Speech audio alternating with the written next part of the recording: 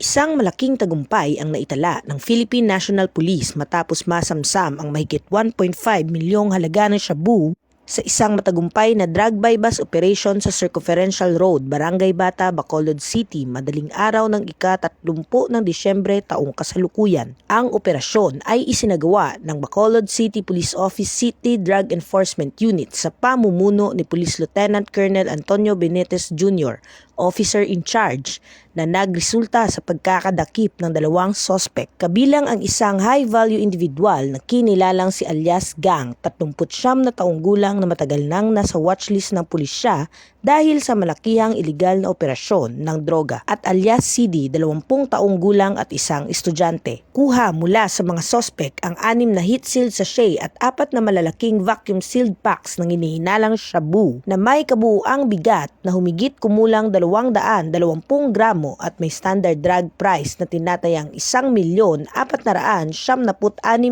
piso, pati na ang marked money na ginamit sa transaksyon at iba pang non-drug items. Ang operasyon ay bahagi ng mas pinaigting na kampanya ng Philippine National Police laban sa ilegal na droga na naglalayong buwagin ang mga sindikato, pigilan ang pagkalat ng ipinagbabawal na droga sa mga komunidad, at protektahan ang kinabukasan ng mamamayan, lalo na ang kabataan. Sa kasalukuyan, nasa kustodiya na ng pulisya ang dalawang sospek at haharap sa mga kasong paglabag sa Republic Act 9165 o ang Comprehensive Dangerous Drugs Act of 2002. Muling pinatutunayan ng Philippine National Police ang laban kontra iligal na droga ay hindi natatapos sa isang operasyon lamang. Sa tuloy-tuloy na aksyon, matibay na pamumuno at pakikipagtulungan ng mamamayan, nananatiling buo ang hangarin ng PNP na magatid ng ligtas, maayos at mapayapang komunidad para sa lahat. Mula dito sa Police Regional Office 6, ako ang inyong Police News Network Correspondent, Patrolwoman Andrea Dominic Tipalobos, alagad ng batas, tagataguyod ng balitang pulis.